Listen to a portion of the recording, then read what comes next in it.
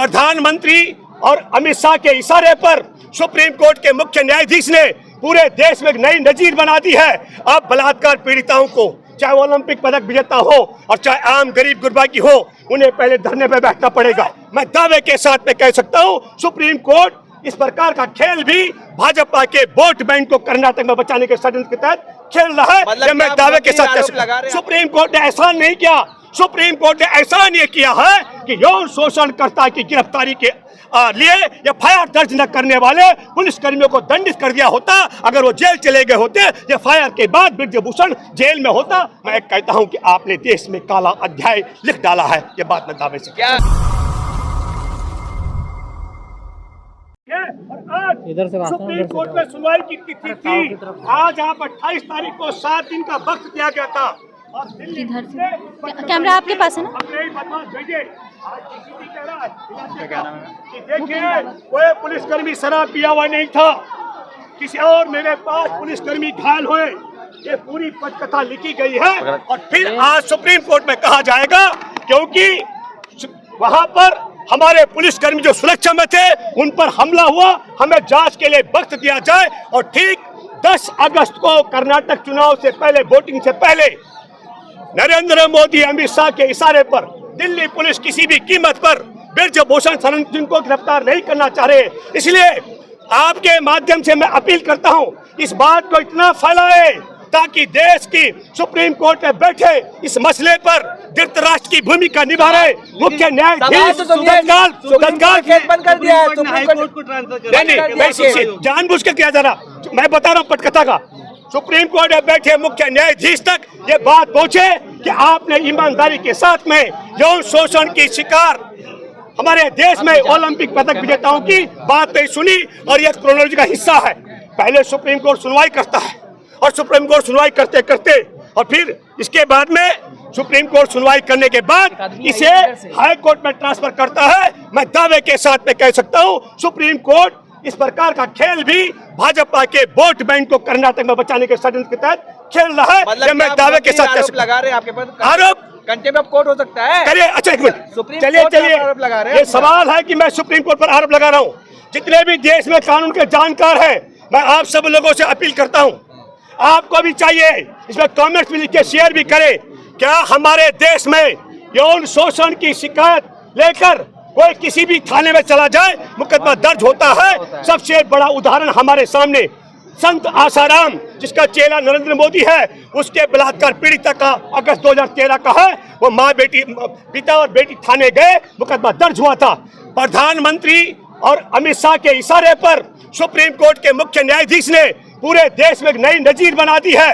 अब बलात्कार पीड़िताओं को, चाहे वो ओलंपिक पदक विजेता हो और चाहे आम गरीब गुरबा की हो, उन्हें पहले धरने पर बैठना पड़ेगा, फिर उन्हें सुप्रीम कोर्ट का दरवाजा खटखटाना पड़ेगा, फिर कपिल सिब्बल जैसे बड़े वकील को हायर करना पड़ेगा।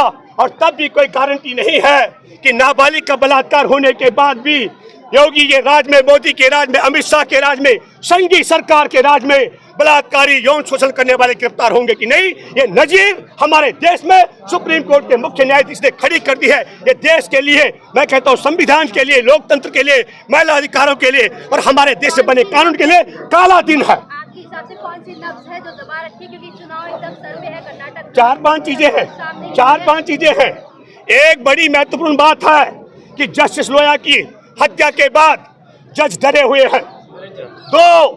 दूसरी महत्वपूर्ण बात, हमारे देश में दुनिया का सबसे ताकतवर जासूसी सॉफ्टवेयर पेगासस है, मुझे लगता है जज उसके दायरे में है। और 3, आपको मालूम होगा, दिल्ली दंगों की सुनवाई कर रहे जस्टिस मुरलीधर की देर रात को इसलिए तबादला कर दिया गया था क्योंकि उन्होंने आदेश दिया था दिल्ली पुलिस पर गोली मारने की बात करने वाले ठाकुर, जो अभी खिलाड़ियों के साथ भी अत्याचार कर रहा है, अनुराग ठाकुर का बात कर रहा हूँ, परवेज वर्मा का, और एक और कपिल मिश्रा, जिसने नरेंद्र मोदी की सीडी का मसला दिल्ली विधानसभा में उठाया था, किस प्रकार बेटी का अपहरण करने में नरेंद्र मोदी तब मुख्यमंत्री रहते शामिल थे। इन तीनों के खिलाफ मुकदमा दर्ज करने का आदेश दिया था देर रात को। तीसरा डर यह हो सकता है कि जज डरे हुए हैं तबादले को लेकर के। और चौथा डर है हमारे देश में, आपने देखा होगा अरुण कुमार मिश्रा 8 महीने तक कब्जा करके रखे जब तक उन्हें NHRC का चेयरमैन नहीं बनाया गया। हो सकता है इस प्रकार का लालच भी हो, और इस प्रकार का लालच भी हो। जो 4 जज सड़क में आए थे उनमें से एक जज ने अपने लिए राज्यसभा का रास्ता अख्तियार किया है। लेकिन मैं आपके माध्यम से अपील करता हूँ, हमारे देश में शहादत हुई है जस्टिस लोया की। हमारे जैसे तमाम लोग तड़ीपार के खिलाफ सुनवाई करने वाले उस शहादत को तब तक याद रखेंगे जब तक हमारे देश में हम जिंदा रहेंगे और हमारे देश में संविधान कायम रहेगा। इसलिए निडर होकर के, मौत तो आने की चीज है और जान जाने की चीज है। मैं जजों से अपील करता हूं कि ये जस्टिस लोया की हत्या के बाद डरने की जरूरत नहीं है। मौत ने एक दिन जरूर आना है और जान ने जरूर जाना है। सुप्रीम कोर्ट ये कह रहा है कि भाई मामला जो था सिर्फ FIR दर्ज कराने की मांग थी, मैंने FIR दर्ज करवा दिया, अब जांच हाईकोर्ट करेगी। देखिए, मैंने सुप्रीम कोर्ट की सुनवाई से पहले दावा किया था, अब भी कर रहा हूं। कानून ये कहता है कि शिकायत कहीं भी जाएगी 0 FIR दर्ज होती है। सुप्रीम कोर्ट ने ऐसा नहीं किया। सुप्रीम कोर्ट ने ऐसा नहीं किया है कि यौन शोषणकर्ता की गिरफ्तारी के लिए FIR दर्ज न करने वाले पुलिसकर्मियों को दंडित कर दिया होता। अगर वो जेल चले गए होते, FIR के बाद ब्रजभूषण जेल में होता। और ये पहलवान लड़कियां इतने ओलावृष्टि और बर्फ में, मैं बर्फ कहूंगा, जब थपथपती ठंड में भीग करके यहाँ नहीं बैठने को विवश होती, ये बात होती। लेकिन मुख्य न्यायाधीश, शुक्र है आपने तो देश में हम सब लोगों को बड़ी आशाएं थी कि आपके फैसले बड़े अच्छे हैं। लेकिन यकीन मानो, महिलाओं के मसले पर, चाहे वह बिल्किस बानो का मसला हो, वे किरण नेगी का मसला हो, इन लड़कियों का मसला हो, मैं कहता हूं कि आपने देश में काला अध्याय लिख डाला है। ये बात मैं दावे से क्या